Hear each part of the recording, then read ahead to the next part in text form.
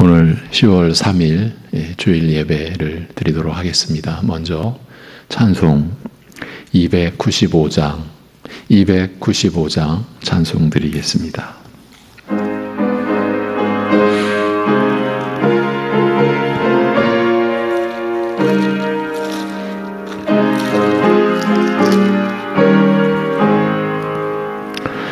큰 죄에 빠진 나를 주 예수 건지사 그 넓은 품에 다시 품으신 은혜는 저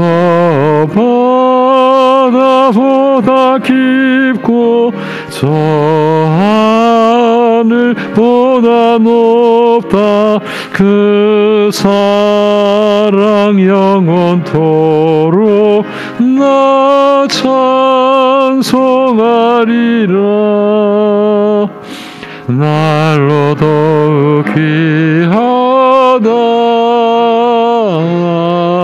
날로 더욱 귀하다. 한이 없이 넓은 우리 주의 사랑 날로 더욱 귀하다. 옛날에 유대 땅에 주 예수 다닐 때 그 은혜 받으려고 큰 물이 모였네. 눈 먼저 병든 자를 다 고쳐주셨으니 나 같은 죄인까지 은혜 받도다. 날로 더욱 귀하다. 날로 더욱 귀하다. 한이 없이 넓은 우리 주의 사랑 날로 더욱 귀하다. 주 크신 사랑으로 만 백성 위하여 그 십자가의 고난 다 받으셨으니 그 속죄 받은 성도 큰 소리 함께 높여 온 천지 울리도록 주 찬송하리라. 날로 더욱 귀하다. 날로 더욱 귀하다. 한이 없이 넓은 우리 주의 사랑 날로 더욱 귀하다. 아멘. 사도신경으로 이제 우리 함께 신앙 고백을 드리겠습니다. 전능하사 천지를 만드신 하나님 아버지를 내가 믿사오며 그 외아들 우리 주 예수 그리스도를 믿사오니 이는 성령으로 잉태하사 동정녀 마리아에게 나시고 본디오 빌라도에게 고난을 받으사 십자가에 못 박혀 죽으시고 장사한 지 사흘 만에 죽은 자 가운데서 다시 살아나시며 하늘에 오르사 전능하신 하나님 우편에 앉아 계시다가 저리로서 산자와 죽은 자를 심판하러 오시리라. 성령을 믿사오며 거룩한 공회와 성도가 서로 교통하는 것과 죄를 사하여 주시는 것과 몸이 다시 사는 것과 영원히 사는 것을 믿사옵나이다. 아멘.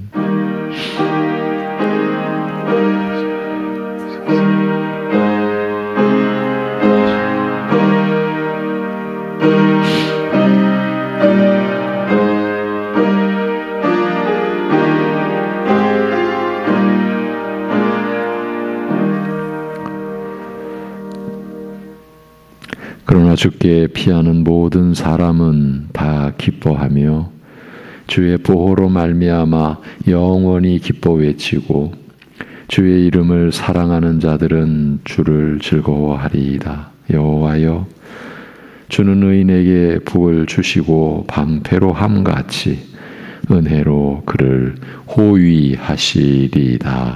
아멘. 영원한 생명으로 우리를 인쳐주시며 하나님의 영광의 나라 안으로 불러들이신 우리 아버지 하나님, 그 말할 수 없는 은혜를 오늘도 간직한 심령으로 그 은혜만을 의지하는 간절함으로 우리 예배 드리오니 우리를 긍휼히 여겨 주옵시고 주의 말씀의 역사가 우리 각자의 심령 속에 일어남으로 인하여서 우리의 상급 되시며 우리의 방패 되신 하나님으로 인하여 하늘의 평강을 누리게 하여 주옵소서. 예수님의 이름으로 기도합니다. 아멘. 66장 찬송입니다. 66장.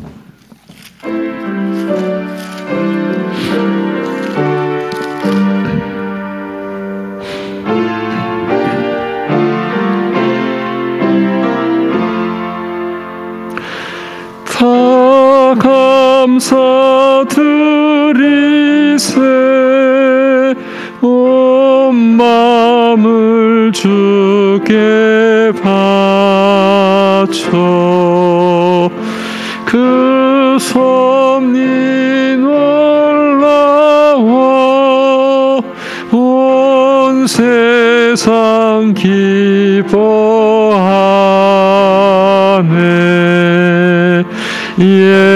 예부터 주신 복 한없는 그 사랑 선물로 주시네. 이제와 영원히 사랑의 하나님 언제나 함께 계셔. 기쁨과 평화에 복 내려 주옵소서.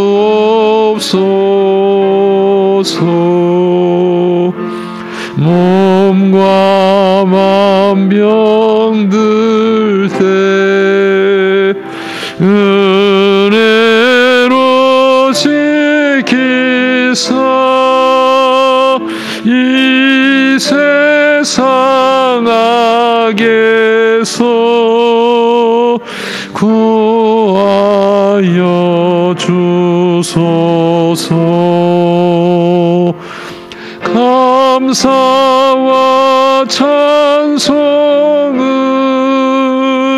다 주께 드리어라.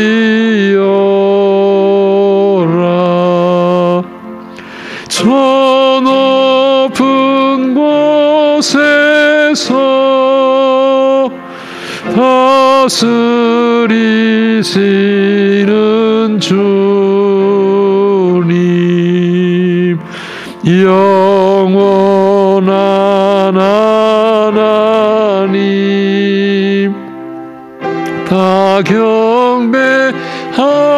하여라.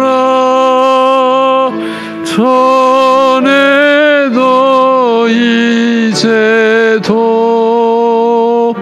장래도 영원히.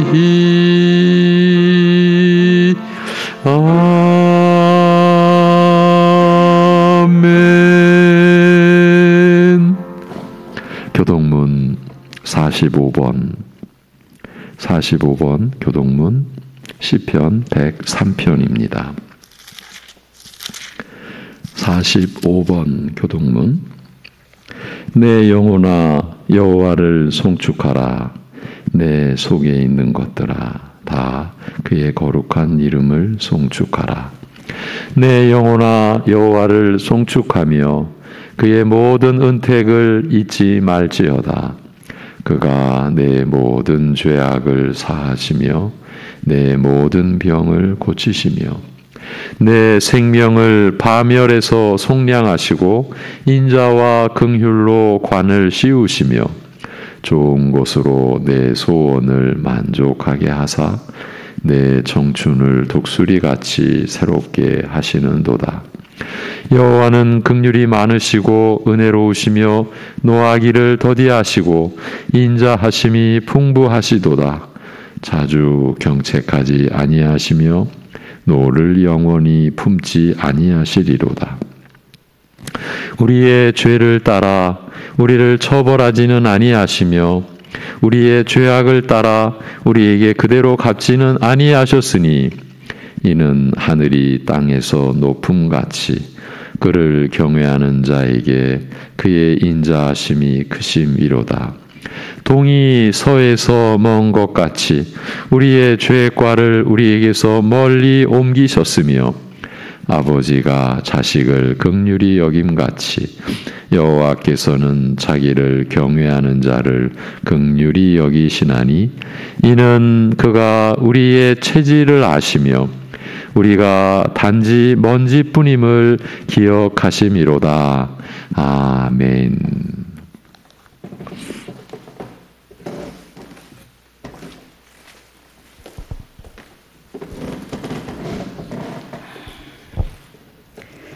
하나님 아버지, 그리스도의 제사로 믿는 자에게 거룩하다 하시는 말씀과 늘 하나님의 섭리 안에서 살게 하시니 감사합니다. 죽은 자였던 저희를 그리스도를 믿음으로 다시 살리시고 하나님의 은혜 안에서 하나님께 예배드리기에 허락하신 하루를 감사드립니다. 매일매일의 삶 속에서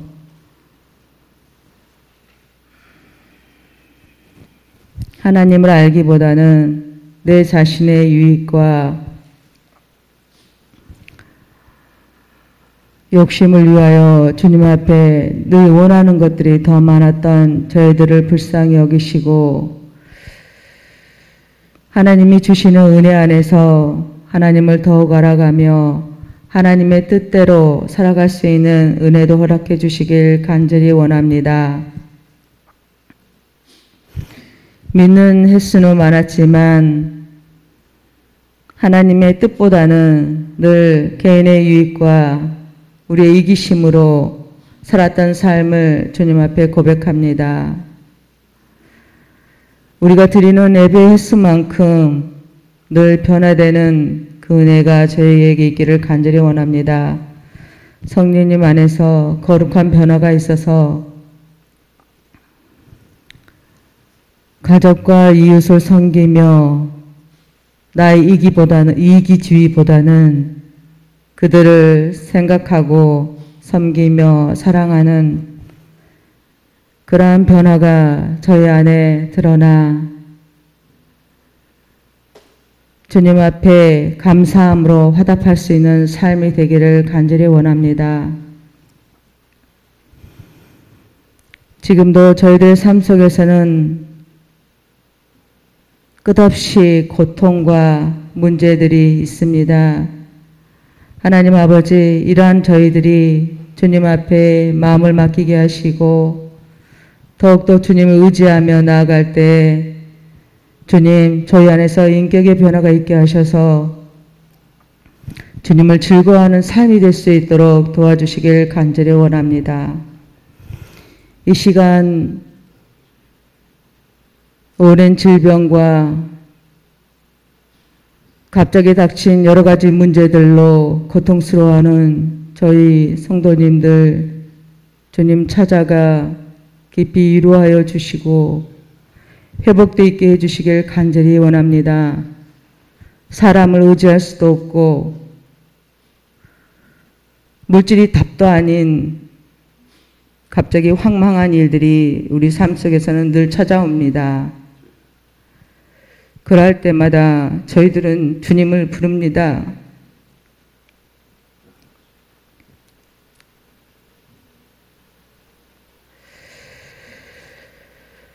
저희들을 불쌍히 여기시고 우리의 영원한 생명이신 주님께서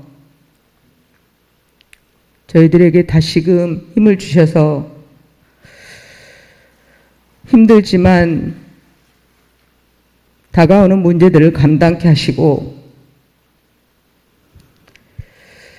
받아들일 수 없는 사람들을 또한 하나님 받아들이게 하셔서 주님이 주시는 그 은혜 안에서 먼저 연락하고 먼저 섬기며 살아갈 수 있게 주님 저희들을 사용하여 주옵소서.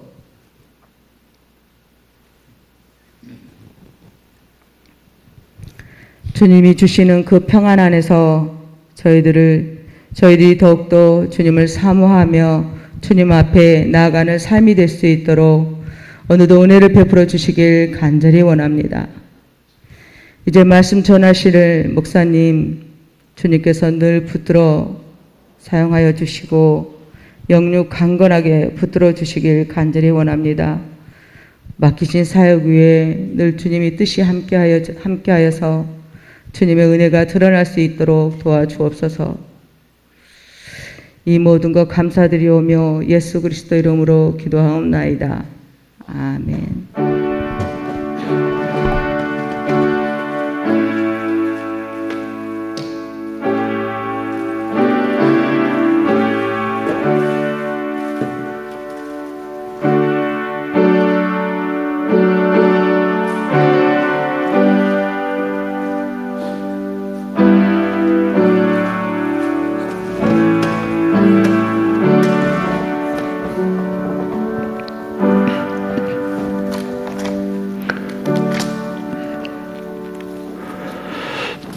이어서 찬송 145장 찬송을 드립니다.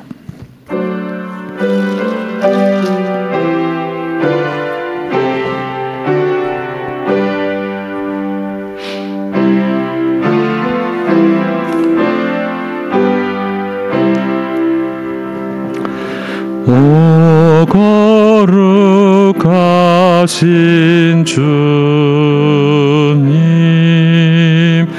그 상하신 머리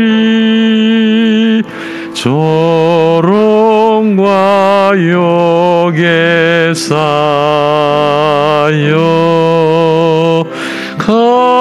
가시관 쓰셨네.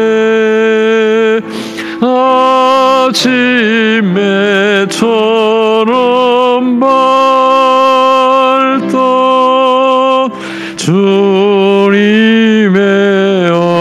얼굴이 고통과 치욕으로 창백해지셨네. 주당하신 그 고난 죄인 위함이라. 내 지은 죄로 인해 주 형벌 받았네. 내 주여 비옵나니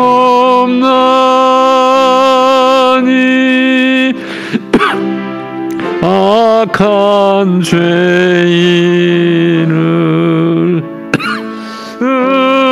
은혜와 사랑으로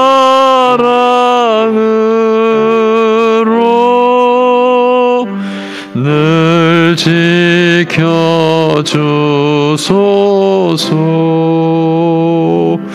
나 무슨 말로 주께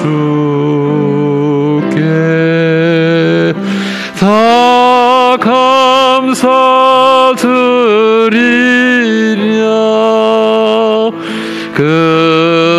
끝없는 주의 사랑 한없이 고마워. 보잘것없는 나를 주의 것 삼으사 주님만 사랑하며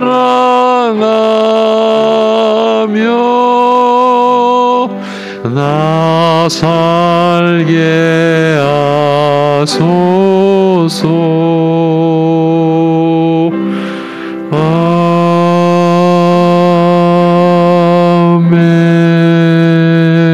아멘.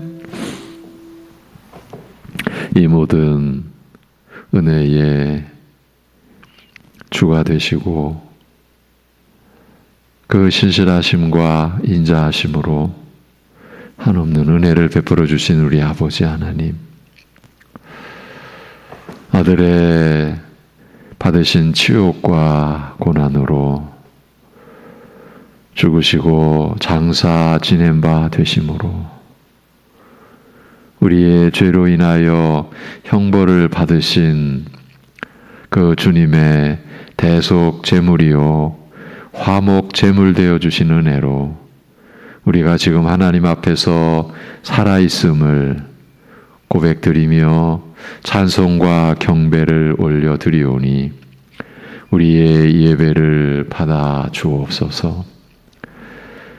주님을 사랑하는 주의 백성들이 이 어렵고 힘든 가운데서도 하나님께 감사함을 고백드리고자 하나님의 사랑을 또 받은 자로서 그 사랑을 나타내고자 이 시간 아버지 하나님께서 주신 모든 것 가운데 구별된 11조의 예물과 각자 받은 은혜를 따라 감사의 고백을 담은 감사의 예물을 주일 예물과 함께 선교와 건축의 예물로 아버지 앞에 드리는 심령들을 받아 주옵소서.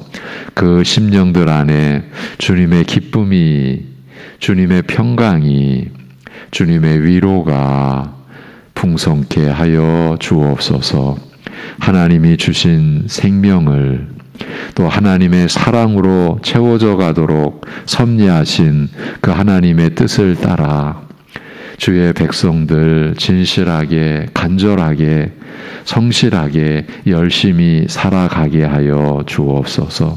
하나님 아버지, 우리가 각자 겪는 각가지 다른 그 현실이 상황이 서로에게 악이 되지 않게 하여 주옵소서.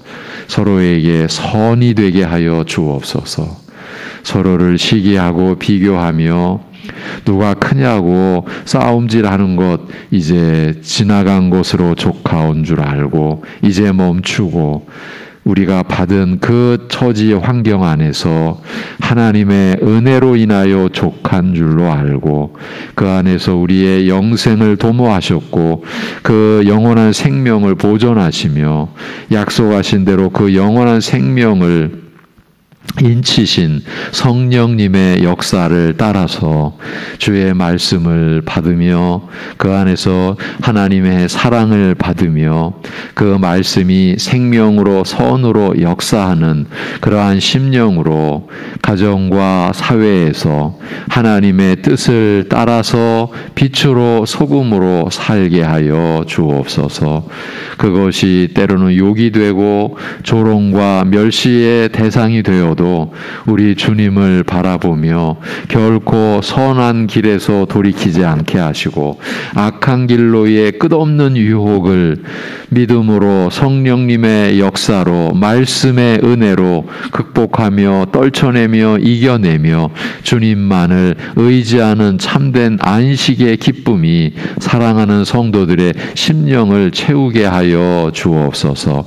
이 시간 어떠한 형편에 있든지 하나님의 말씀이 우리의 생명인 줄 알고 그 말씀 안에 진리와 은혜가 충만한 줄 알고 그 말씀을 깨닫는 것이 하나님의 사랑을 깨닫는 것인 줄 알고 말씀에 우리가 전념케 하옵시고 성령께서 우리 각자의 심령을 주장하시고 어루만져 주셔서 힘들수록 더욱 말씀에 모든 것을 걸고 그 말씀을 취하는 이 시간이 되게 하여 주옵소서. 우리 주 예수 그리스도의 이름으로 기도하옵나이다.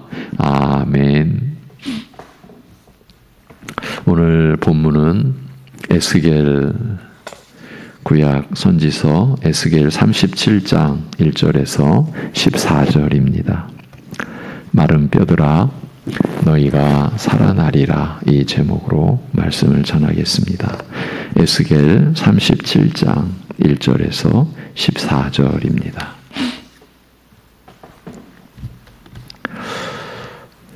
여호와께서 권능으로 내게 임재하시고 그의 영으로 나를 데리고 가서 골짜기 가운데 두셨는데 거기 뼈가 가득하더라.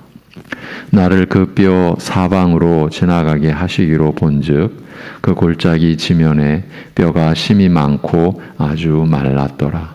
그가 내게 이르시되 인자야 이 뼈들이 능히 살 수 있겠느냐 하시기로 내가 대답하되 주 여호와여 주께서 아시나이다. 또 내게 이르시되 너는 이 모든 뼈에게 대언하여 이르기를 너희 마른 뼈들아 여호와의 말씀을 들을지어다. 주 여호와께서 이 뼈들에게 이같이 말씀하시기를 내가 생기를 너희에게 들어가게 하리니 너희가 살아나리라. 너희 위에 힘줄을 두고 살을 입히고 가죽으로 덮고 너희 속에 생기를 넣으리니 너희가 살아나리라. 또 내가 여호와인 줄 너희가 알리라 하셨다 하라. 이에 내가 명령을 따라 대언하니 대언할 때에 소리가 나고 움직이며 이 뼈 저 뼈가 들어맞아 뼈들이 서로 연결되더라. 내가 또 보니 그 뼈에 힘줄이 생기고 살이 오르며 그 위에 가죽이 덮이나 그 속에 생기는 없더라. 또 내게 이르시되 인자야 너는 생기를 향하여 대언하라. 생기에게 대언하여 이르기를 주 여호와께서 이같이 말씀하시기를 생기야 사방에서부터 와서 이 죽음을 당한 자에게 불어서 살아나게 하라 하셨다 하라. 이에 내가 그 명령대로 대언하였더니 생기가 그들에게 들어가매 그들이 곧 살아나서 일어나 서는데 극히 큰 군대더라. 또 내게 이르시되 인자야 이 뼈들은 이스라엘 온 족속이라. 그들이 이르기를 우리의 뼈들이 말랐고 우리의 소망이 없어졌으니 우리는 다 멸절되었다 하느니라. 그러므로 너는 대언하여 그들에게 이르기를 주 여호와께서 이같이 말씀하시기를 내 백성들아 내가 너희 무덤을 열고 너희로 거기에서 나오게 하고 이스라엘 땅으로 들어가게 하리라. 내 백성들아 내가 너희 무덤을 열고 너희로 거기에서 나오게 한즉 너희는 내가 여호와인 줄을 알리라. 내가 또 내 영을 너희 속에 두어 너희가 살아나게 하고 내가 또 너희를 너희 고국 땅에 두리니 나 여호와가 이 일을 말하고 이룬 줄을 너희가 알리라. 여호와의 말씀이니라. 아멘. 구원의 은혜를 베푸시는 하나님의 역사를 한 민족의 차원에서 드러내시고 이후의 모든 세대를 위하여 그 모든 기사를 기록해 놓은 말씀이 출애굽기입니다. 그리고 성경 곳곳에 그 구원의 은혜를 마치 시청각 자료를 사용하여 펼쳐놓듯이 다양한 방식과 표현으로 계시해 놓았는데 오늘 그중 한 곳의 말씀을 보고자 합니다. 많이 알려져 있는 내용이고 여러분도 대략적으로라도 마른 뼈들이 살아난 이 기사에 대해 알고들 계시리라고 봅니다. 오늘 우리가 주목하여 살피고자 하는 점은 마른 뼈가 살아나게 되는 이 에스겔 선지자의 환상을 통해서 여호와께서 궁극적으로 말씀하시고자 하는 바가 무엇인가 하는 것입니다. 짐작들 하셨겠지만 몇 주 동안 우리가 말씀을 보아온 그 맥락이 오늘도 이어진다는 점입니다. 본문도 사망이 생명으로 나타나는 구원의 역사가 이스라엘이 멸망한 가운데서 계시된 내용입니다. 그러니까 이스라엘은 죽어 있었습니다. 그런데 살아나리라는 것입니다. 이렇게 죽는 것과 사는 것이 이어져서 곧 죽음으로써 살아나는 것이 초유의 이 환상을 통해서 또 계시된 말씀인 것입니다. 언제나 성경은 이렇습니다. 사람의 차원에서 그러니까 세상의 통상적인 관점에서 우리가 하나님의 말씀에 다가갈 수 있는 길은 없습니다. 그건 원천적으로 불가능합니다. 완전히 다른 나라의 이야기이기 때문입니다. 우리 믿는 자들에게 일어난 일이 이렇습니다.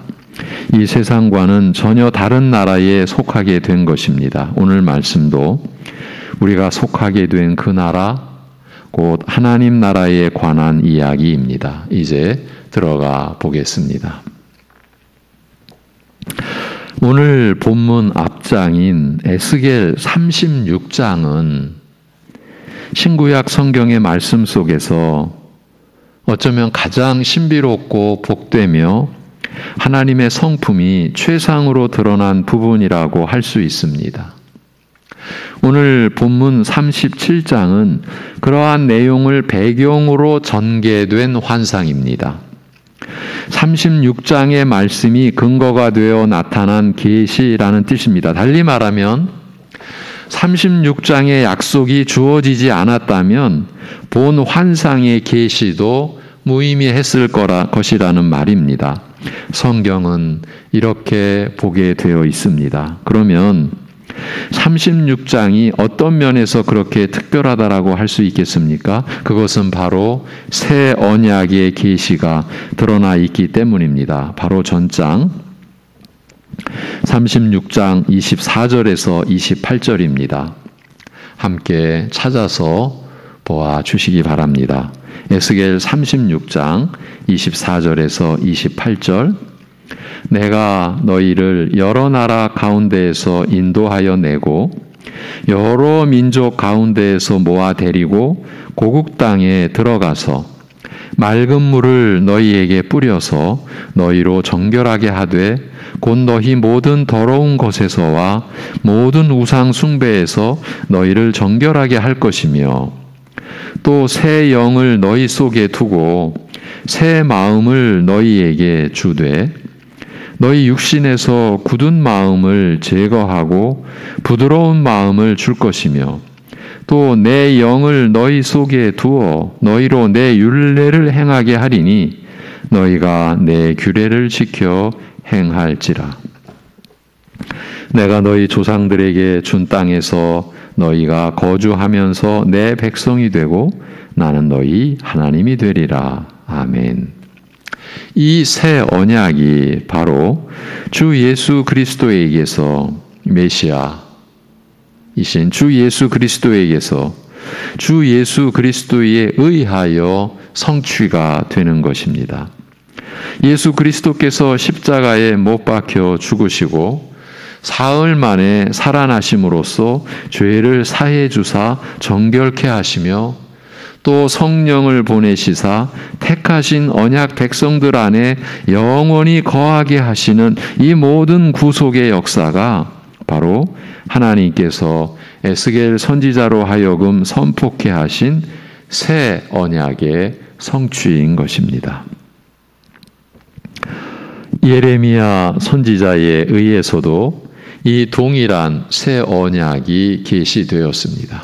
이것이 구약 역사가 하나님의 섭리 속에 취하고 있는 놀라운 그 역사의 의미입니다. 예레미야 31장 31절에서 34절, 에스겔 36장의 말씀과 함께 이 예레미야 31장 31절에서 34절은 새 언약의 계시라는 점에서 각별한 말씀으로 볼 수 있습니다. 여호와의 말씀이니라. 보라, 날이 이르리니 내가 이스라엘 집과 유다 집에 새 언약을 맺으리라. 이 언약은 내가 그들의 조상들의 손을 잡고 애굽 땅에서 인도하여 내던 날에 맺은 것과 같지 아니할 것은 내가 그들의 남편이 되었어도 그들이 내 언약을 깨뜨렸음이라. 여호와의 말씀이니라. 그러나 그날 후에 내가 이스라엘 집과 맺을 언약은 이러하니 곧 내가 나의 법을 그들의 속에 두며 그들의 마음에 기록하여 나는 그들의 하나님이 되고 그들은 내 백성이 될 것이라. 여호와의 말씀이니라. 그들이 다시는 각기 이웃과 형제를 가르쳐 이르기를 너는 여호와를 알라 하지 아니하리니 이는 작은 자로부터 큰 자까지 다 나를 알기 때문이라. 내가 그들의 악행을 사하고 다시는 그 죄를 기억하지 아니하리라. 여호와의 말씀이니라. 아멘. 이 언약의 말씀 가운데서 나는 그들의 하나님이 되고 그들은 내 백성이 될 것이라. 여호와의 말씀이니라고 하는 구절은 우리가 아는 바대로 언약의 본질을 가리키는 내용입니다. 성경에 계시된 언약, 그 언약이 무엇을 위한 것이냐? 나는 그들의 하나님이 되고 그들은 내 백성이 될 것이라. 이 언약의 본질을 가리키는 내용이죠. 여기서 이 내용이 각별한 의미를 갖는 것은 새 언약의 성격을 규정해 주는 역할을 하기 때문입니다. 무슨 말인고 하니 이 새 언약은 이름하여 옛 언약과 다른 그야말로 새 것이라는 뜻으로 쓰인 말이 아니기 때문입니다. 완전히 다르기 때문에 새 것이라, 그래서 새 언약이라 하신 것이 아니기 때문입니다. 왜 새 언약이라고 하면서 옛 것과 완전히 다른 새 것이 아니라고 합니까? 그것은 새 언약과 대조되는 옛 것, 곧 옛 언약의 본질도, 옛 언약도 본질은 나는 그들의 하나님이 되고 그들은 내 백성이 될 것이라고 하신 여호와의 말씀 그대로이기 때문입니다. 그런데 그 옛 것이 파기되어 버렸기 때문에 여호와 하나님께서 다시 세워 이루실 것이므로 새 언약이라 하신 것입니다.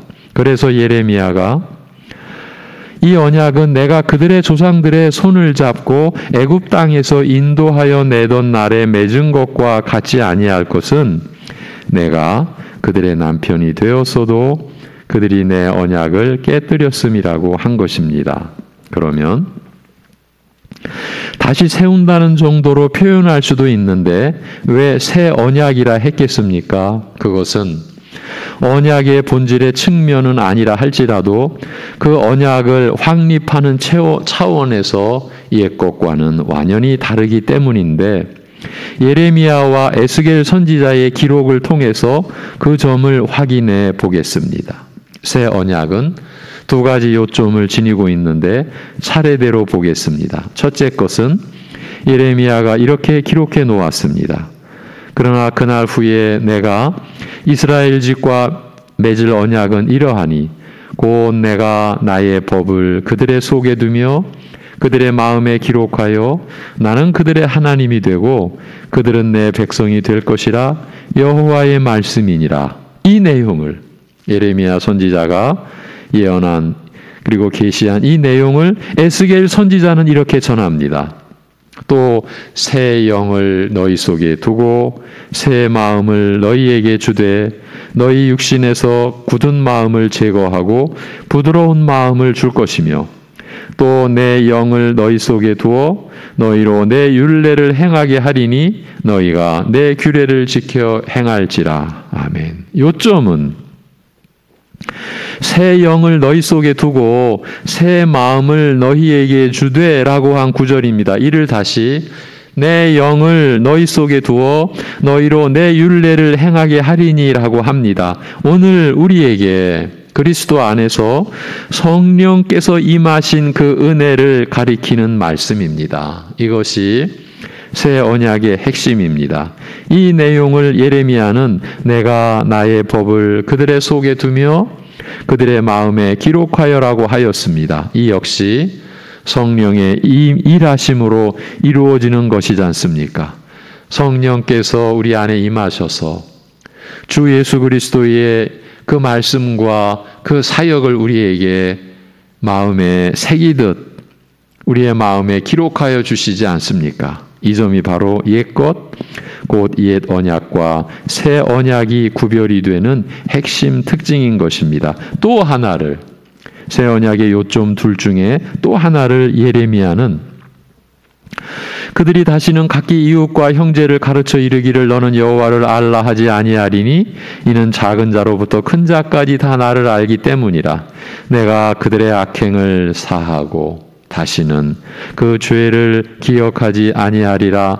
여호와의 말씀이니라고 기록했습니다. 이것을 에스겔 선지자는 맑은 물을 너희에게 뿌려서 너희로 정결하게 하되 곧 너희 모든 더러운 것에서와 모든 우상 숭배에서 너희를 정결하게 할 것이며 라고 기록했습니다. 이는 한마디로 죄 사함의 은혜를 가리키는 것이지 않습니까? 앞에서 언급한 성령의 내주하심과 함께 죄 사함의 은혜야말로 새 언약의 골자를 이루는 핵심 요소인 것입니다. 그런데 이 모든 것이 주 예수 그리스도와 그가 십자가에 못 박히심으로 인하여 성취되지 않았습니까? 그렇다면 새 언약은 결국 메시아로 오신 주 예수 그리스도와 그로 인해 임하는 은혜를 가리키는 것이었습니다. 즉 죄를 사하셔서 택한 백성을 구원코자 예수님께서 오신 것을 뜻합니다. 이 내용이 가리키는 바는 절대적으로 중요한 의미를 지닙니다. 즉 예수님을 영접하는 자가, 예수님을 믿는 자가 기대하고 또한 바라고 간구하는 것은 오직 죄를 용서해 주시는 은혜이어야 한다라는 것입니다. 이를 달리 말하면 다른 것을 필요로 해서 예수님을 영접한다라는 것은 헛된 일이라는 뜻입니다. 성령께서 우리 안에 임하셔서 근본적으로 행하시는 역사는 죄를 알게 하시는 것입니다. 그리고 우리 스스로 그 죄를 처리할 수 없음을 깨닫게 하시는 것입니다. 그러면서 그 죄로 고난받으신 예수 그리스도, 주 예수 그리스도만이 나의 죄를 처리해 주신, 내 죄값을 담당해 주신 구주요 우리의 주 되심을 성령께서 일깨워 주시는 것입니다. 바로 우리가 구하는 은혜는 이 은혜여야 한다라는 것입니다. 다시 말씀을 드립니다. 다른 것을 필요로 해서 예수님을 영접한다라는 것은 헛된 일이라는 뜻입니다. 히브리서에서 우리는 긍휼하심을 받고 때를 따라 돕는 은혜를 얻기 위하여 은혜의 보좌 앞에 담대히 나아갈 것이니라고 하는 말씀도 죄 사함의 은혜를 구하는 전제하에서 주어진 약속이신 것입니다. 우리는 때를 따라 돕는 은혜라고 하는 것을 우리 식으로 가져와서 우리의 필요를 따라 우리의 원하는 바를 따라 베풀어 주시는 은혜라고 우리가 붙잡는 것이 일반입니다. 그 자체가 크게 무리가 있거나 잘못됐다라는 말씀이 아닙니다. 그런데 그러한 은혜도 죄 사함의 은혜 안에서여야 합니다. 그 은혜를 토대로 삼지 않는, 즉 그 은혜를 근거로 삼지 않는 강구는 아무것도 아닌 것입니다. 하나님과 아무 상관이 없기 때문입니다. 그래서 히브리서의 그 구절 앞에 우리가 긍휼하심을 받고 때를 따라 돕는 은혜를 얻기 위하여 은혜의 보좌 앞에 담대히 나아가자라는 그 구절 앞에 이 말씀이 놓여져 있어요. 하나님의 말씀은 살아있고 활력이 있어 좌우에 날선 어떤 검보다도 예리하여 혼과 영과 및 관절과 골수를 찔러 쪼개기까지 하며 또 마음의 생각과 뜻을 판단하나니 지으신 것이 하나도 그 앞에 나타나지 않음이 없고 우리의 결산을 받으실 이의 눈앞에 만물이 벌거벗은 것 같이 드러나느니라. 이 말씀이 기록되어 놓여 있는 것입니다. 히브리서 13절 이하의 지금 말씀을 읽어드린 거예요. 그래서 은혜의 보좌 앞에 담대히 나아갈 것이니라 하고서 5장에 이제 들어서면, 히브리서 5장에 들어서면 바로 그리스도께서 대제사장 되심에 대한 말씀이 전개가 되는 것입니다. 모든 것이 죄 사함의 은혜를 위한 말씀인 것입니다. 이 은혜를 소홀히 하는 것은 모든 은혜를 경시하는 셈이 될 것이고 바로 그 점이 하나님께서 판단하실 핵심 요소가 될 것입니다. 지금 새 언약의 핵심, 새 언약의 본질에 대한 말씀을 이렇게까지 이어왔습니다. 여기서 다시 에스겔 본문으로 돌아와서 보면 이제 확연히 드러난 본문의 의미를 정리할 수 있습니다. 이 에스겔 37장 오늘 본문이 말씀하고자 하는 바를 이제 붙들 수 있게 되었다라는 그 의미입니다. 즉 에스겔 36장의 새 언약의 계시는 바로 다음 이어지는 37장에 마른 뼈들이 살아나는 환상을 통해서 나타나는 그런 방식, 그와 같은 형태로 이루어진다라는 것입니다. 지금까지의 말씀의 전개는 바로 이 점을 말씀드리기 위함이었어요. 이 내용을 살펴보기 위함이었어요. 다시 말하면 그리스도를 통해서 성취된 죄사함의 역사가 택함을 입은 각 사람에게 이루어지도록 하기 위해서 성령께서 임하시는 구속의 역사, 이 구원의 역사는 비유적으로 표현하면 마른 뼈들이 살아나는 것 같은 곧 그런 형태로 나타나리라는 것입니다. 즉 마른 뼈들이 살아나는 것 같으리라는 뜻입니다. 죄사함을 받고 성령이 임하시는 역사의 실체는 바로 그런 차원이라는 말입니다.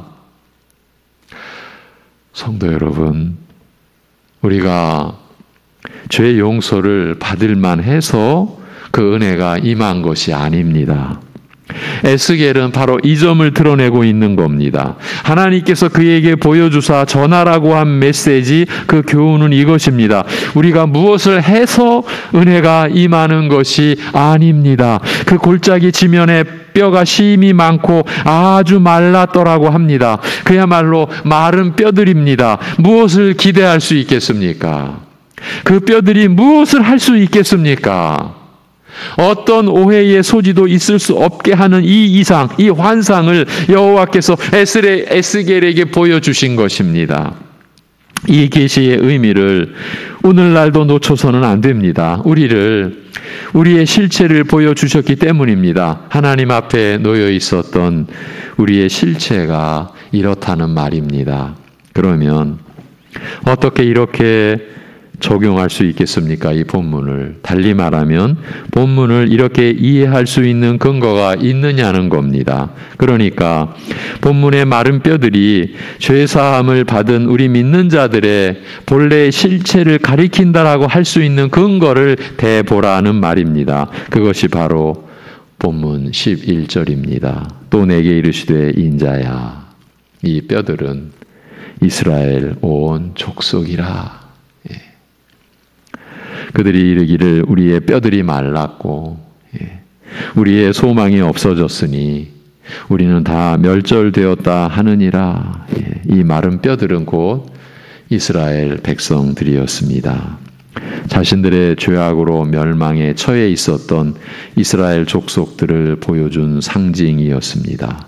나라는 이스라엘은 멸망했고 북이스라엘은 아수르에 의해 남유다는 바벨론에 의해 멸망당한 상태였고 백성 각 개인도 멸절당한 상태였습니다. 여러분 얼마나 많은 이스라엘 백성들이 그 아수르 바벨론의 그 군병들의 칼날에 창 끝에 얼마나 많은 이스라엘 생명들이 쓰러져 갔겠습니까? 그러한 상태에서 어찌 소망이 있었겠으며 어찌 생명의 기운과 그 충만함을 기대할 수 있었겠습니까? 이러한 상태와 처지는 그 모습 그대로 오늘날 하나님을 부정하고 대적하는 그 원수의 상태로 살아가던 우리의 실체가 아니겠습니까? 우리 안에 하나님을 향한 무슨 생명의 기운이 있었겠으며 하나님과 그의 나라를 향한 무슨 소망이 있을 수 있었겠습니까? 이러한 우리의 실체를 하나님께서는 에스겔 선지자를 통해서 속속들이 보여주셨으니 한마디로 그건 마른 뼈들이었습니다. 우리 믿는 자들이 이런 상태에서 구원을 받은 것입니다. 이렇게 봐야만 은혜의 차원이 본래대로 회복이 되는 것입니다. 완전한 은혜, 그 완전한 구원, 그 완전한 용서, 그 완전한 그 승리. 우리가 이 대목을 어디서 확인하고 왔죠? 골로새서였죠. 그 완전한 은혜, 곧 우리의 그 어떤 것도 개입이 되지 않는, 개입이 될 수 없는 순전한 하나님의 은혜가 하나님의 말씀을 이렇게 봐야만 우리 안에서 제 모습을 드러내는 것입니다. 마른 뼈들이 우리였구나, 나였구나. 그러니 교회를 사람이 세웠다는 관념이나 믿음을 자신이 갖게 되었다라고 하는 신념이나 자신의 선함과 열심 때문에 은혜가 크게 남달리 임했다는 이런 주장 등은, 이런 자랑 등은 이상한 나라에서 전해지는 헛소리에 불과한 것입니다. 아무 가치도 없는, 아무 근거도 없는, 그래서 아무 의미도 없는 것들입니다. 이 모든 것에서 우리 믿는 자들은 자유로워져야 합니다. 진리가 우리로 하여금 자유를 누리게 해주는 그런 본래의 자유 안에 거할 수 있어야 합니다. 진리 아닌 거짓 것, 곧 이 세상의 것과 사람에게서 나타난 것은 오히려 사람을 속박합니다. 처음에는 사람을 사람답게 만들어주는 것 같이 다가와서 우리를 흥분되게 하는 것 들이 실제로는 우리를, 사람을 올가맵니다. 자유로운 줄 알았는데 끝내는 노예가 되고 마는 것입니다. 그러니까 본래 죄와 사망의 노예요, 사단의 종이었던 그 모습 그대로 남게 된다라는 뜻입니다. 하나님을 향한 생명의 자유로움을 상실한다라는 그 의미입니다. 인간의 자유는 하나님을 섬기는 데에서, 하나님을 향하는 데에서 나타나게 되어 있기 때문입니다. 앞에서 예로 제시했던 내가 교회를 세웠다, 내가 예수를 믿었다, 내가 의롭게 살고 열심히 기도해서 큰 은혜를 받았다라고 하는 이런 거짓들이 결국은 그렇게 믿는 사람, 그 사람을 얽어맵니다. 올가맵니다. 그래서 하나님 앞에서까지 자신을 내세우게 만들어 버립니다. 아, 우리가 마른 뼈들이라고요? 이렇게 비웃으며 나옵니다. 전에도 생기 충만했고 지금도 활력이 넘치는데 마른 뼈라니요. 이렇게 말씀을, 곧 하나님을 경멸하게 되는 것입니다. 자신이 생명까지도 쥐락펴락하는 존재인 줄로 여기는 겁니다. 하나님을 믿지 않고 경멸하고 있으니까요. 아니 신앙생활을 하고 있는데 하나님을 안 믿는다고? 그건 그냥 껍데기뿐이라는 거죠. 예.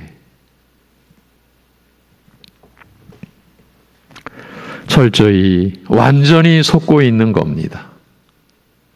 예수님 이 땅에 계시던 당시 대표적으로 그 바리새인들, 그 서기관들, 그 제사장들처럼 완전히 속고 있는 거예요.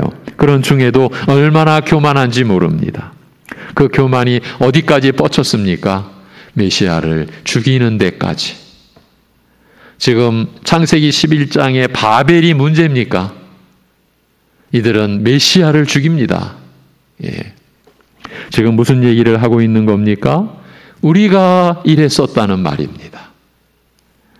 지금도 우리 안에서 이런 모습을 보는 것은 그리 어렵지 않습니다. 사실은 그렇게 드러난 모습도 모습이지만 그 모습을 드러내지 않고 감추는 우리의 현실이 우리를 더 두렵게 만들지 않나 싶습니다. 본문을 보겠습니다. 3절, 에스겔 37장 3절. 그가 내게 이르시되 인자야, 이 뼈들이 능히 살 수 있겠느냐 하시기로 내가 대답하되 주 여호와여, 주께서 아시나이다. 하나님께서 에스겔에게 물으시기를 인자야, 이 뼈들이 능히 살 수 있겠느냐고 하십니다. 마른 뼈들 앞에서 이렇게 물을 수 있는 존재가 있겠습니까? 사람이라고 한들 이런 질문을 할 수 있겠습니까? 이 구절이 우리로 하여금 느끼고 생각하게 해주는 점이 있으니 이래서 하나님이시구나라는 것이지요. 생명의 근원이시고 생명을 지으신 분으로서 말씀하고 계신다라는 것을 느끼게 해주는 대목입니다. 그렇게는 아무도 말할 수 없는 곳에서 또 그런 대상 앞에서 하나님만이 하실 수 있는 말씀이었습니다. 인자야, 이 뼈들이 능히 살 수 있겠느냐고요. 그런데 에스겔의 답변도 놀랍습니다. 주 여호와여, 주께서 아시나이다. 이 대답 속에는 생명에 대한 것은 아무도 알 수 없다라는 뜻이 들어 있습니다. 그 누구도, 어떤 존재도, 선지자인 자기 자신도 절대로 알 수 없다. 절대로 관여할 수 없다. 개입할 수 없다. 그런 고백이었습니다. 주께서 아신다고 했으니까요. 그러면서도 생명에 관하여서는 하나님께서 모든 것을 하실 수 있다는 암시도 함축되었지 않나 싶습니다. 즉, 주께서 아신다는 고백 속에는 주님은 죽이실 수도 있지만 또한 살리실 수도 있다는 믿음이 담겨 있었지 않나 싶은 겁니다. 4절. 또 내게 이르시되 너는 이 모든 뼈에게 대언하여 이르기를 너희 마른 뼈들아, 여호와의 말씀을 들을지어다. 여호와여, 주께서 아시나이다라고 대답하는 에스겔에게 하나님께서 보이신 놀랍기 그지없는 반응입니다. 그게 4절입니다. 앞에서 에스겔의 대답 속에 담긴 의미를 살펴보았는데 바로 그 내용에 대하여 하나님께서 그렇다고 인정해 주신 뜻으로 볼 수 있는 말씀이기 때문입니다. 그 마른 뼈들에게 대언하라고 하셨지 않습니까? 내 말을 들으라고요. 그렇다면 지금까지는 마른 뼈들이 되어 생명을 잃은 존재였었는데 이제부터는 하나님의 말씀을 들을 수 있는 존재로 다시 일으키시겠다라는 뜻이 아니고 무엇이겠습니까? 이어지는 말씀이 그 사실을 보여줍니다. 5, 6절. 주 여호와께서 이 뼈들에게 이같이 말씀하시기를 내가 생기를 너희에게 들어가게 하리니 너희가 살아나리라. 너희 위에 힘줄을 두고 살을 입히고 가죽으로 덮고 너희 속에 생기를 넣으리니 너희가 살아나리라. 또 내가 여호와인 줄 너희는 알리라 하셨다 하라. 죽은 자에게 생명이 다시 입혀지는 역사가 일어나리라고 하십니다. 이 일을 하나님께서 이루시겠다라고 하시는 것입니다. 하나님 자신이 어떤 분이신지를 계시하시는 말씀입니다. 죽은 자에게까지도 다시 생명을 부어주실 수 있는 분이 바로 하나님 분이십니다. 죄로 인하여 죽은 자들에게, 곧 우리들에게 이 사실을 밝혀주고 계십니다. 나는 죽은 자를 다시 살릴 수 있는 하나님이다 라고요. 하나님을 이렇게 우리가 알고 있습니까? 이러하신 하나님을 믿고 의지하고 있습니까? 질문을 달리하면 하나님께서 자신에게 행하시고 이루신 일이 무엇인지를 알고 있습니까? 자신이 죽었다가 다시 살아난 사실을 알고 있습니까? 지금 우리에게 묻고 있는 질문입니다. 그런데 이러한 말씀을 통해서 우리는 창세기에 기록된 창조의 기사를 자연스럽게 상기하게 됩니다. 여기서 내가 생기를 너희에게 들어가게 하리니 너희 속에 생기를 넣으리니라고 하셨지 않습니까? 그런데 창세기 2장 7절 성경 맨 앞 창세기 2장 7절에서 여호와 하나님이 땅의 흙으로 사람을 지으시고 생기를 그 코에 불어넣으시니 사람이 생명이 되니라고 하셨습니다. 하나님께서 생기를 불어넣으시니 그제서야 사람이 살아있는 존재가 되었다라고 하신 말씀입니다. 이 생명이라고 하는 것이 무슨 특별한 영적 의미가 있다라고 보시면 곤란합니다. 살아있는 존재. 모든 하나님의 피조물,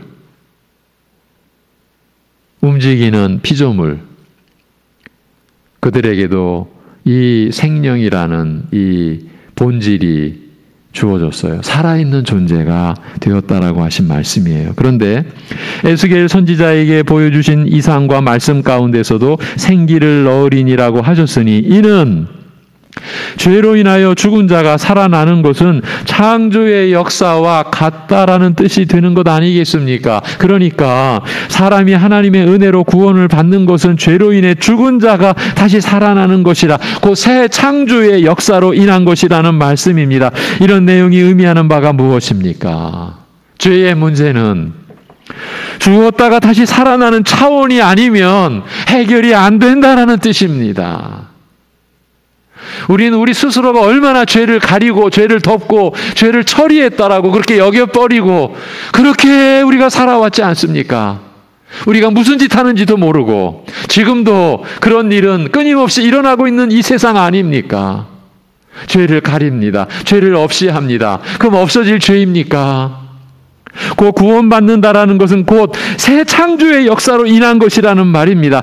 그래서 고린도후서 5장 17절에 그런 중 누구든지 그리스도 안에 있으면 새로운 피조물이라고 하신 것입니다. 새로운 피조물은 말 그대로 새로운 창조의 역사로 인한 것이라는 뜻입니다. 이런 창조의 차원만이 죄와 사망의 문제를 극복할 수 있다라는 것입니다. 우리가 그리스도를 믿는다는 이 믿음 안에는 이런 역사가 일어나는 너무 신비로운 것이 담겨 있는 거예요.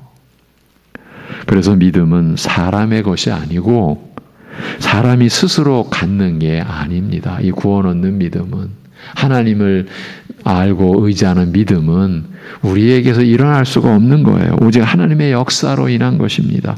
그래서 한 신자가 지닌 믿음이 그렇게 귀하고 귀한 것입니다.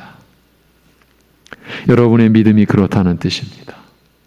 그렇게 귀한 가치를 느끼고 또 인정하십니까? 그만큼 감사하십니까? 요한계시록 앞에 놓여진 유다서에서 유다는 그렇게 우리에게 권면합니다. 그 거룩한 믿음 위에 우리 각자가 세워지라고요. 거룩한 믿음 위에 자신을 세워가라고요.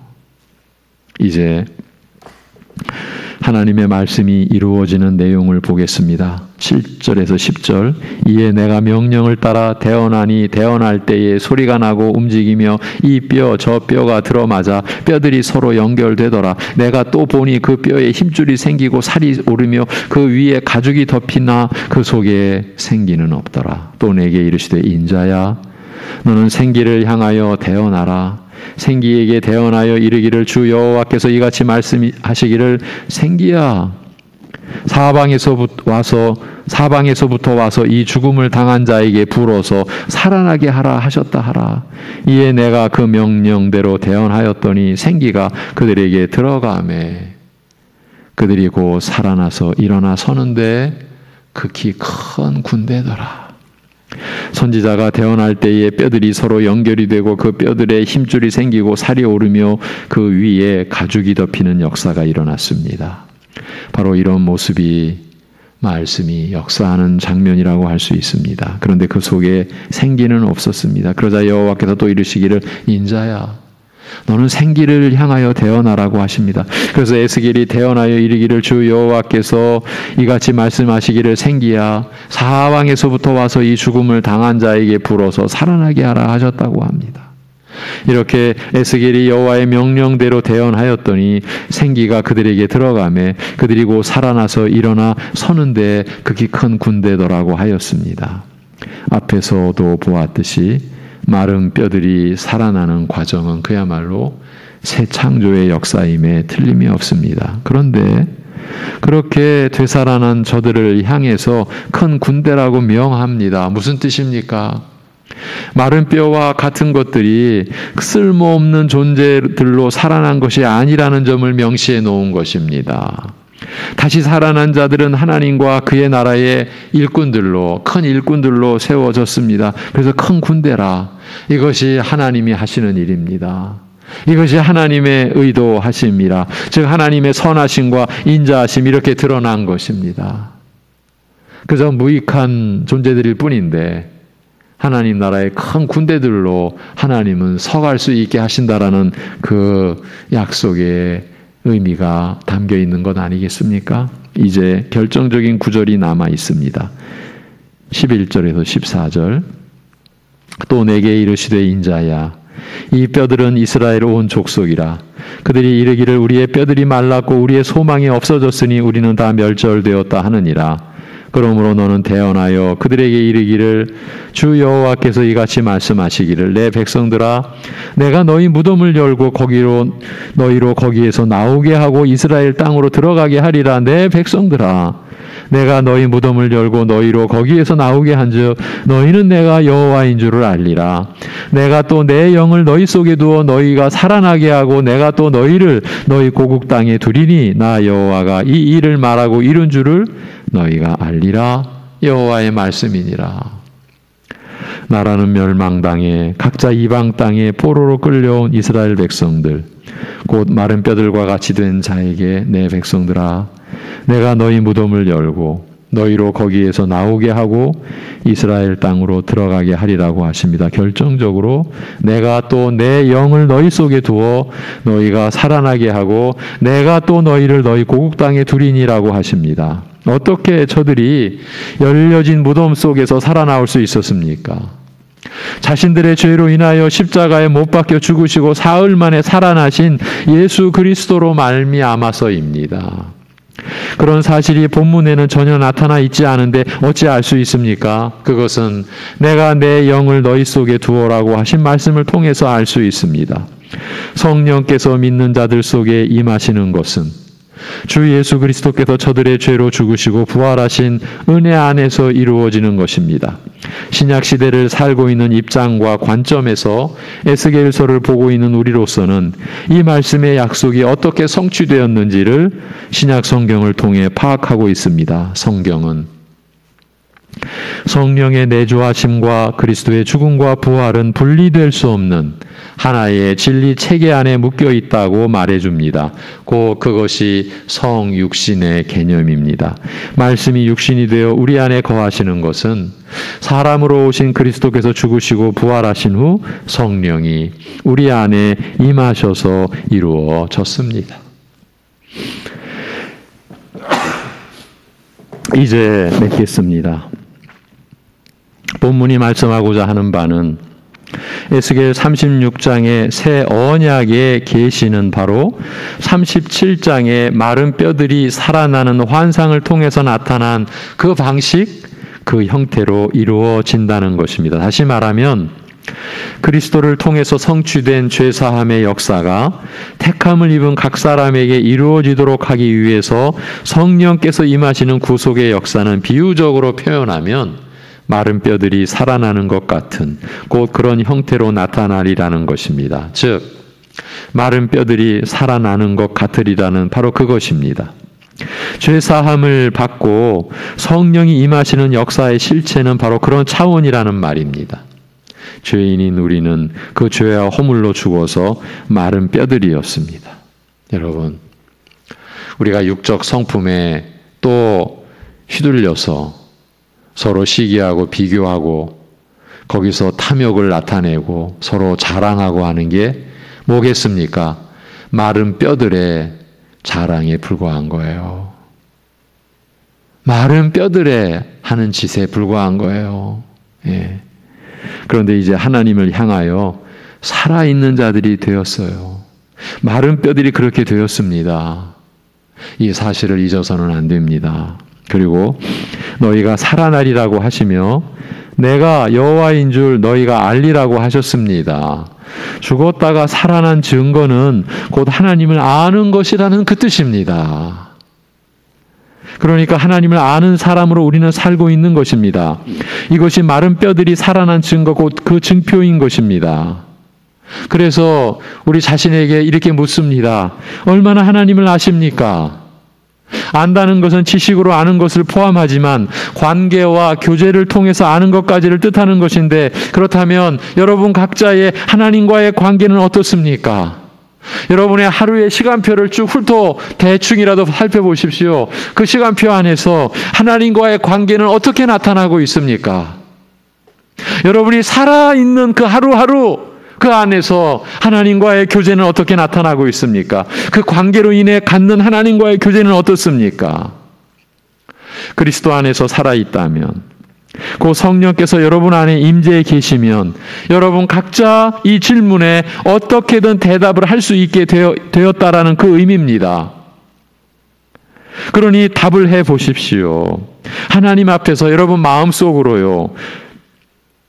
혹시 답할 수 없다면 하나님과의 관계, 하나님과의 교제, 그 점에서 우리가 할 말이 없다면, 답할 수 없다면 죽어 있는 겁니다. 그러니 답을 하셔야 합니다. 남의 것 훔쳐볼 필요는 없습니다. 여러분의 마음으로, 여러분의 고백으로 하나님 앞에서 답하시면 그것으로 족한 것입니다. 잘하고 못하고는 아무 문제가 안 됩니다. 답을 하느냐 못하느냐, 어떤 답을 하느냐, 그것입니다. 하나님과의 관계와 그로 인한 교통함에 대해서 할 말이 있으면 되는 거예요. 예. 반드시 할 말이 있어야 합니다. 너희가 살아나리라 내가 여호와인 줄 너희가 알리라고 하셨기 때문입니다. 마른 뼈들아 너희가 살아나리라 내가 여호와인 줄 너희가 알리라 이렇게 말씀하셨기 때문입니다. 여러분 각자 하나님을 아는 그 관계, 그 관계성, 그 안에서 여러분이 갖는 하나님과의 실체적인 구체적인 교제, 그 안에서 여러분의 마음속에 담기는 그 무엇, 하나님 앞에서 여러분 각자 그 무엇을 말씀하실 수 있지 않습니까? 그게 없다면 나는 지금 죽어 있는 겁니다. 우리는 지금 살아 있습니다. 하나님을 향하여 그 하나님과의 관계와 그 하나님과의 교제에 대하여 나에게 생각이 있는 거고 말할 수 있는 내용이 있는 겁니다. 남과의 비교는 무의미합니다. 두려운 것은 그 점에 대해 할 말이 없는 거, 그겁니다.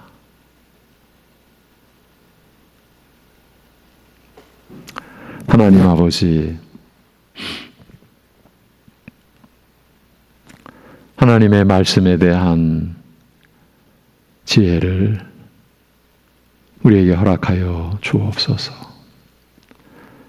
그리스도의 그 죽으심과 부활로 인하여 우리 안에 임하신 성령께서 그 역사를 우리에게 행하시고 베풀어 주셔서 하나님께 나아가게 하시고 하나님의 말씀을 취할 수 있는 믿음의 교회, 진리의 교회, 그리고 은혜의 우리 각 사람들로 세워지는 역사를 이루어 주옵소서. 그것을 허락하여 주옵소서.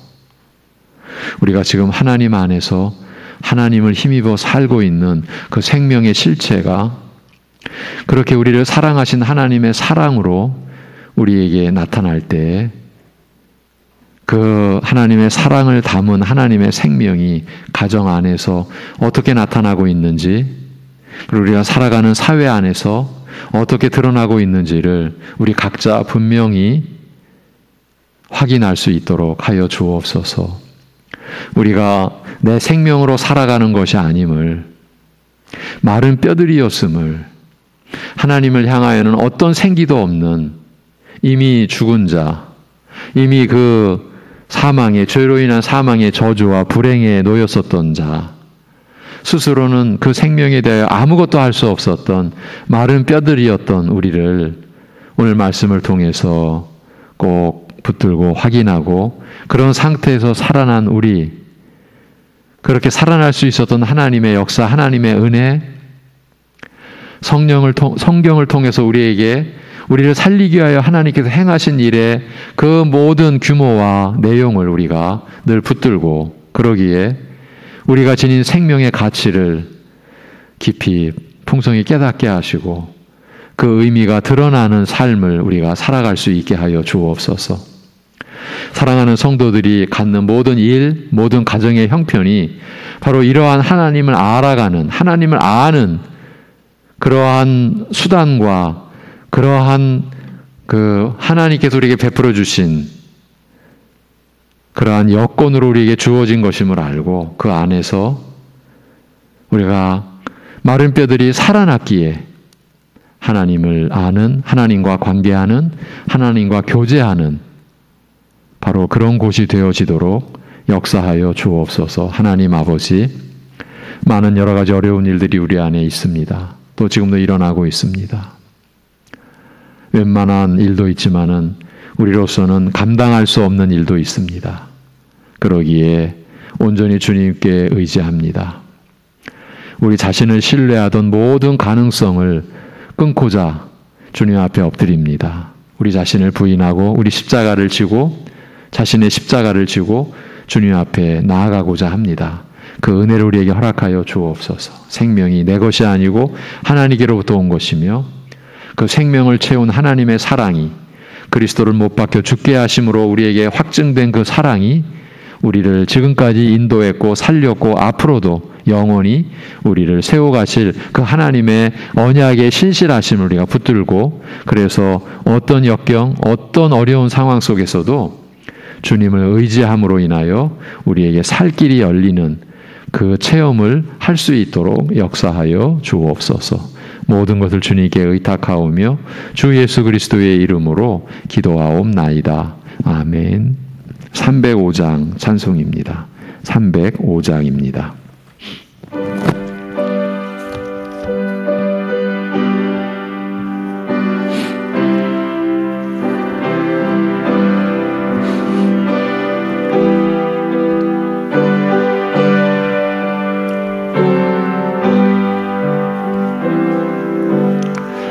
나 같은 죄인 살리신 주의 놀라워 잃었던 생명 찾았고 광명을 얻었네. 큰 죄악에서 건지신 주님 은혜 고마워.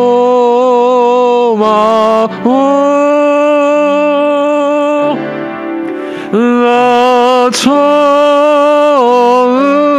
믿은 그 시간 귀하고 귀하다. 이제껏 내가 산 것도 주님의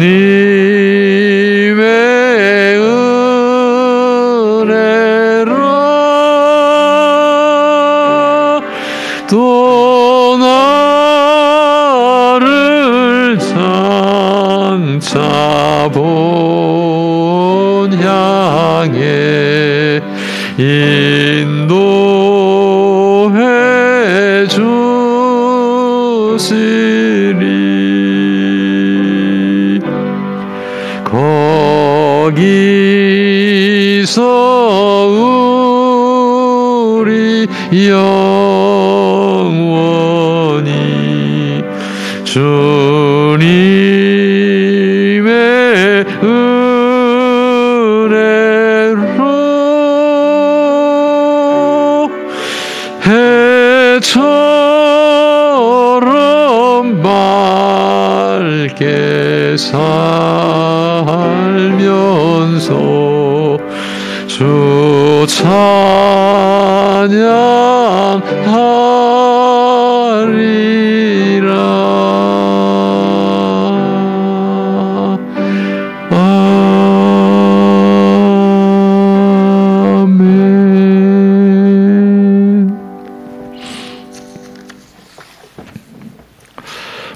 아멘. 다 알고 계신 대로 10월 17일 주일까지 2주간 4단계 거리두기가 연장되었습니다. 7월 중순부터 하면은 꼭 3개월 되는 겁니다.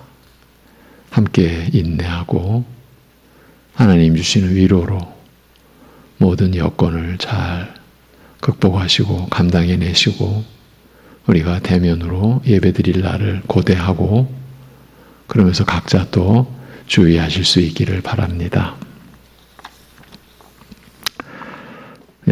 교회 소식 한 가지, 우리 삼남전도의 구역 모임이 나는 믿습니다라고 하는 교재, 사도행전을 학습하는 교재입니다. 3과 9일 저녁 9시 줌을 통한 영상 모임으로 자세한 내용은 카톡으로 공지해 드린다고 합니다. 오늘 묵상 구절 잠언 19장 23절 24절 여호와를 경외하는 것은 사람으로 생명에 이르게 하는 것이라. 경외하는 자는 족하게 지내고 재앙을 당하지 아니하느니라. 게으른 자는 자기의 손을 그릇에 넣고서도 입으로 올리기를 괴로워하느니라. 이 23, 24절의 연결, 하나님을 경외함과 게으름을 연결시켜 놓은 이런 의미를 우리 각자 묵상하면은 큰 유익이 있을 것입니다. 다음 주 하나님의 말씀은 요한복음 3장입니다. 요한복음 3장의 말씀을 이어서 봅니다. 1절에서 8절, 요한복음 3장 1절에서 8절, 사람이 거듭나지 아니하면. 요한복음 3장 전체를 읽어주시고 이 8절까지 이후에 또 9절부터 이어서 볼 겁니다. 사람이 거듭나지 아니하면, 이 제목입니다. 제가 이번 주간은 여름에 갖는 그 학예 휴가로 10월 첫 주 제가 한 주간 쉬기로 했습니다. 축도하겠습니다. 새 언약의 성취자이시오 그 새 언약의 중보자이신 주 예수 그리스도의 은혜와 이렇게 아들로 인하여서 우리의 영원한 구속을 이루신 아버지 하나님의 한량없는 사랑하심과 우리 안에 내주하셔서 그 은혜와 사랑의 말씀을 우리의 마음에 기록해 주시고 우리로 하여금 지울 수 없는 새 생명의 흔적을 나타내며 살게 하시는 성령님의 교통하심이 자신의 마른 뼈와 같았던 형편을 알고 그런 가운데서 영원한 새 생명을 입혀주신 하나님을 찬양하는 그 감사함으로 살아가는 모든 심령들과 그 믿음과 그 하나님 나라를 구하는 이들 안에 영원토록 함께 하시기를 주님의 이름으로 축원하옵나이다. 아멘.